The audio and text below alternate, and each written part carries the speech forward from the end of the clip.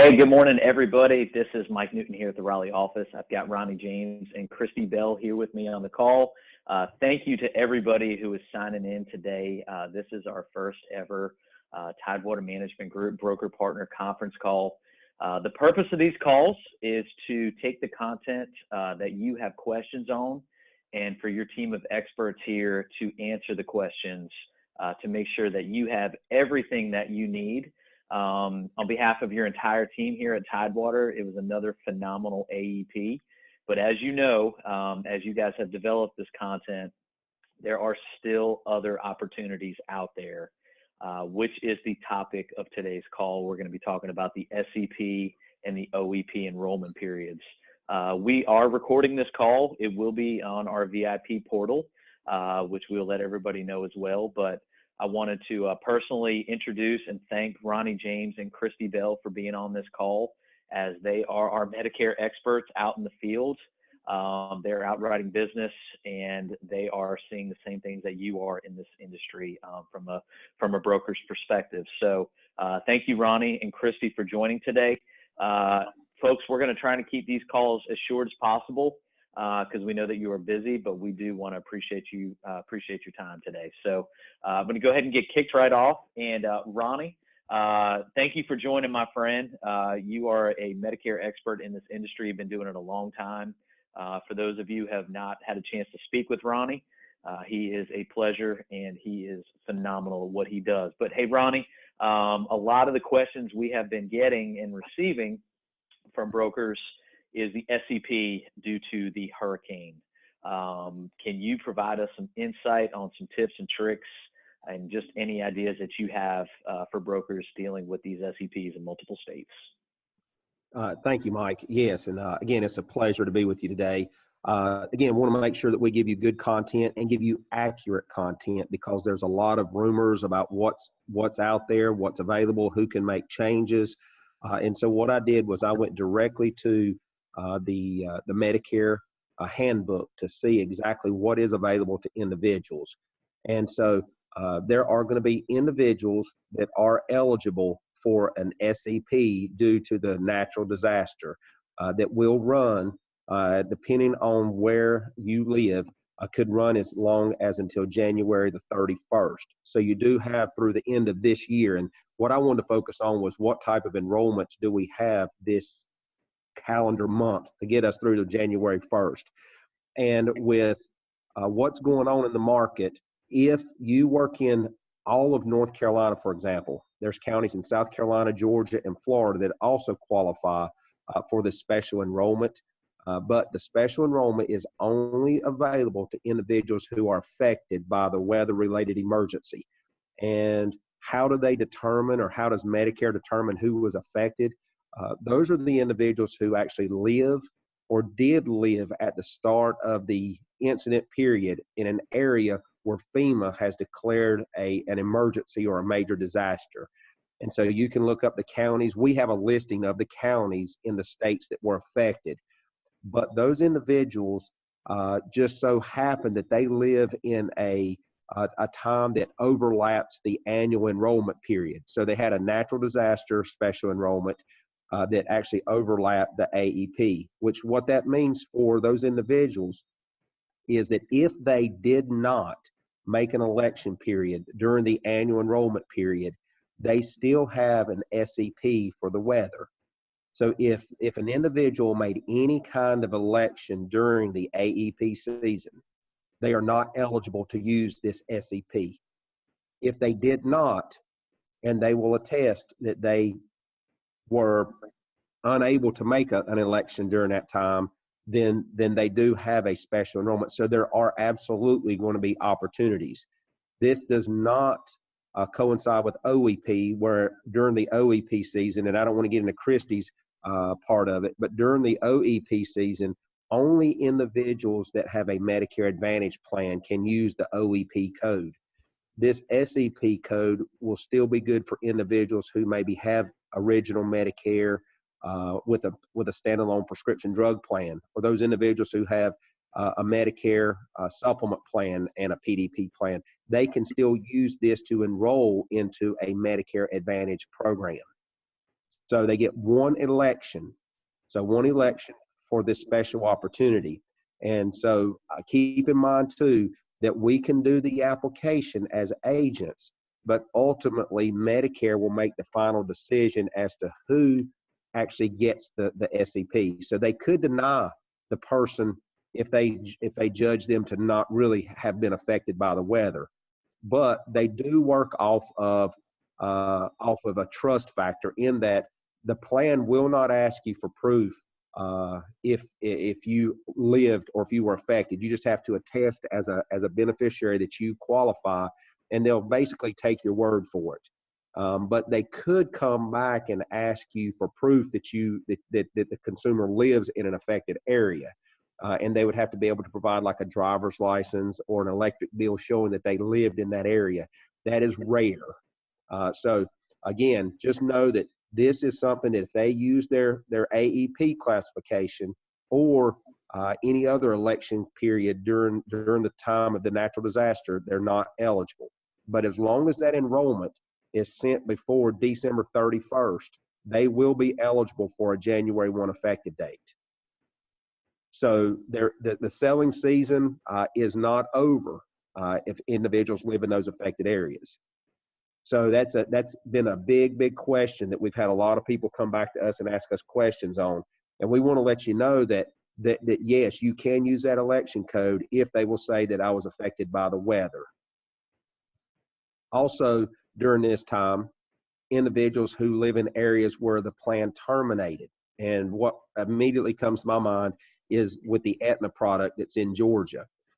With that product, if they were in a SAR, a service area reduction area, the individuals can enroll between now and the end of the year for a January 1 effective date. So if you live in an area where a plan terminated, don't forget there are still individuals who, for whatever reason, and I know it's shocking to believe this, but they just totally were oblivious to this fact that their plan was terminating. They do still have until the end of the year to use a special enrollment for their plan termination as well. So those are the two majors that we have right now. If you live in an area where someone has a chronic illness plan, keep in mind that an individual has one enrollment period per year for a chronic condition. So if they have diabetes and they've already used it for 2019, they would not have that. But if they have not used it and you have a plan in your area that has a chronic illness condition for, say, diabetes, you could still enroll that individual for a January 1 effective date. We're also running into individuals who are losing group health coverage, and they thought that they had missed their enrollment opportunity. If they're losing group health coverage, they still can enroll with a special enrollment for loss of group into a Medicare Advantage plan for January 1.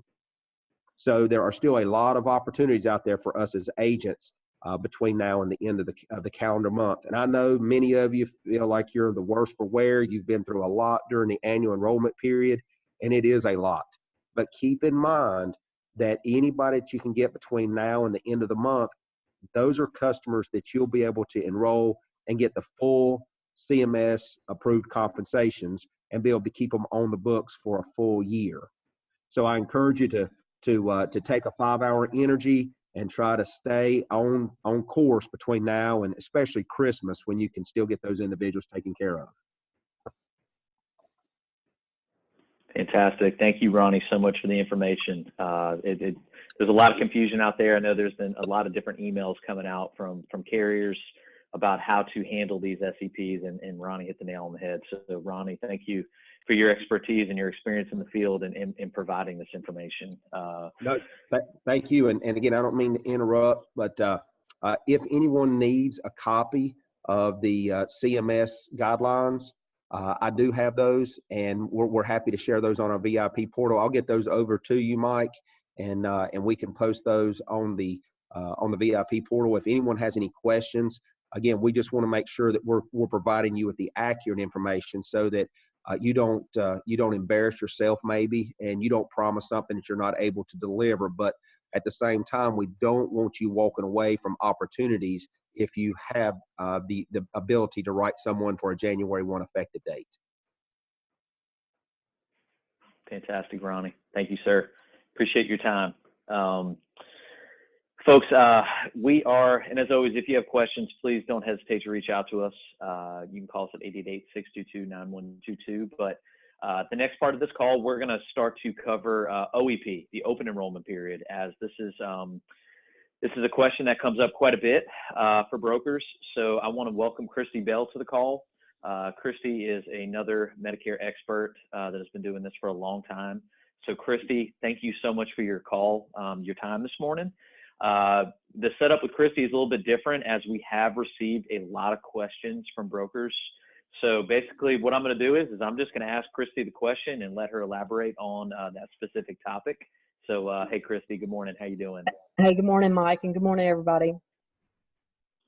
Thank you, Christy. So Christy, the first question right out the gate is, what is OEP and what's the time frame for it?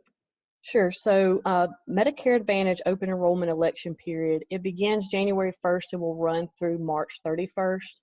And it will give certain Medicare eligible clients a chance to make a change to their current Medicare Advantage coverage. Fantastic. Christy, who can use the OEP election and how often can they use it? Sure. Your client as of January 1st must be currently enrolled in a Medicare Advantage plan to be able to use this Medicare Advantage open enrollment election. This election period can only be used once during that period of time. Awesome. Thanks, Christy. Christy, what actual changes can be made during the open enrollment or the OEP? Okay. Great question, Mike. Your client may switch to a different Medicare Advantage plan, whether it's with a drug plan or without a drug plan. So if your client currently has an MAPD and would like to swap to a MA only, they can do so. They can disenroll from their current Medicare Advantage plan and go back to traditional Medicare with or without a standalone PDP plan as well. Members with just a standalone PDP as of January 1st are not eligible to use this OEP election period during this time. Fantastic. Thank you, Christy. Christy, during AEP, we're so accustomed to kind of the last app in wins, right? Whoever gets the last app in, that's the plan that the senior will be on for the following year. So what if more than one app is submitted during OEP for a senior? What happens? Sure. Another great question, and this comes up quite a bit. So if more than one application is submitted for that consumer during the MA OEP period, the last application received prior to the first effective date is the valid application. So let me give you an example. Let's say you run into a client around February 10th. And he or she is looking to move to a new plan. If they've told you that an agent has already been out to their home maybe the day before and made that change for March 1st, you are still eligible to submit another application for a March 1st effective date. So last app in. Now a different example would be if you had another agent that came before you came out, maybe in January for a February 1 effective. You could not submit a second app in that particular scenario. Thanks, Christy. Appreciate the examples on that. That helps clarify it. So, Christy, another really question we get is, can we market OEP? What are the rules behind marketing this election period? Yeah. Unfortunately, agents are not permitted to do any type of targeted marketing to any carrier's MA or MAPD to entice or encourage them to make a plan change. So you won't see any carriers out on their agent portals with any type of advertising pieces for OEP. An agent is allowed to connect with their existing members and ensure that their clients are happy with their current plan.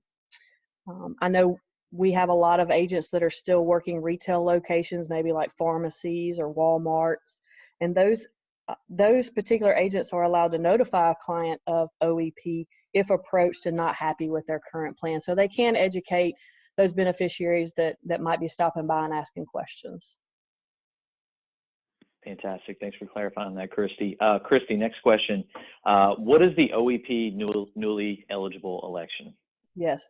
So a lot of agents get the MA OEP election period and the OEP newly eligible election period confused.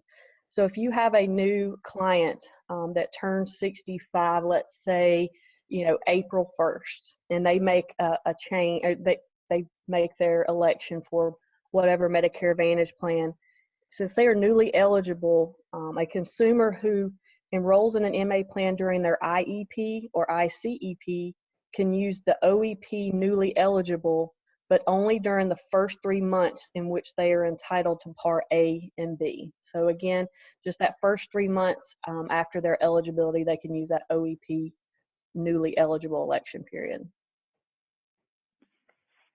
Awesome. Thanks, Christy. Christy, a common question we get here from brokers is there's so many different election periods, right, that we're talking about. We've talked about SEP, IEP. Is there some sort of hierarchy or order in which, when you're analyzing these clients' needs that they might qualify for? Is there some kind of order that we can use these election periods for? Yes. The hierarchy goes ICEP or IEP, of course, would be number one if you could use that election period. Again, this is an election that can only be used one time.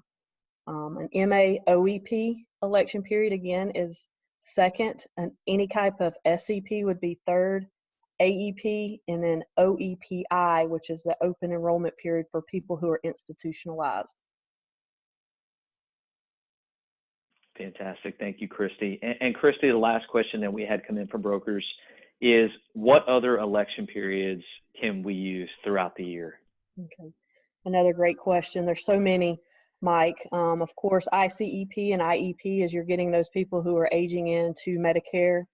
IEP2 is another underutilized election period that a lot of agents don't know about. So one example of when you could use IEP2 would be if a client who prior to age 65 was eligible for Medicare and they chose their plan, when they turn 65, they are eligible for a new election period, and IEP2 would be that election period that they could use.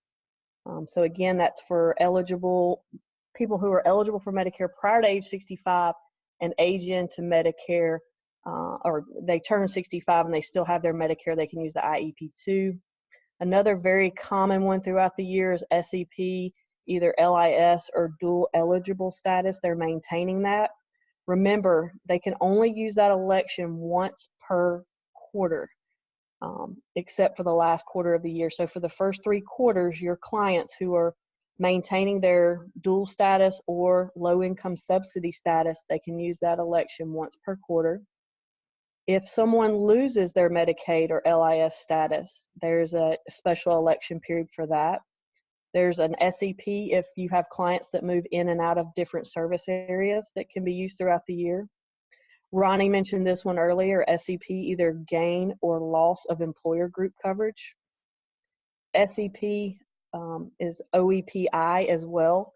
That, again, is an open enrollment people who are institutionalized. And just to give you some examples of those, if a client of yours resides in or moves out of a skilled nursing facility or any type of nursing facility, intermediate care facility for mentally disabled or psychiatric hospital, or any type of long-term care hospital as well. Again, that's moving in or out of those locations would create that OEPI. SEP, contract non-renewal. I know, I believe Ronnie alluded to this one as well. You might work in an area where they've had a service area reduction. Those people still have until the end of February to make an election for this year. So again, if you've had any plans that have exited your market, that SEP contract non-renewal will run through the end of February. Again, SEP, the special needs or chronic condition special election. Ronnie also mentioned the SEP, the weather-related, the disaster election. And then the last one I wanted to mention is SEP for a 5-star plan. I know many areas have a 5-star plan. This election can be used one time from January 1st to November 30th to move into a 5-star plan. Christy, thank you so much for all that information. That is a lot of information for all the coding. And like we said, folks, this call is recorded and we'll post it on our VIP portal as well. So if you need to listen to it again, but I just wanted to once again thank you, Christy and Ronnie, for answering these questions, as these are questions we did receive from brokers in the questions that you had about SEP and OEP. And just want to thank everybody for signing on today, and just know that these calls are for you. The content is built by you, the broker, and answered by your team here at Tidewater. So this is our first call. We're looking to do these bi-weekly. So if you have any questions or content that you would like to hear on these calls, you can email it to myself. My email is Mike, M-I-K-E, at tidewatermg.com. But once again, we just want to thank all of our broker partners for their partnership. And we're so happy to relay this information to you, as you guys are the one developing this content. So I hope everybody has a great day. And Ronnie and Christy, once again, thank you so much for your time. Hope everyone has a good one.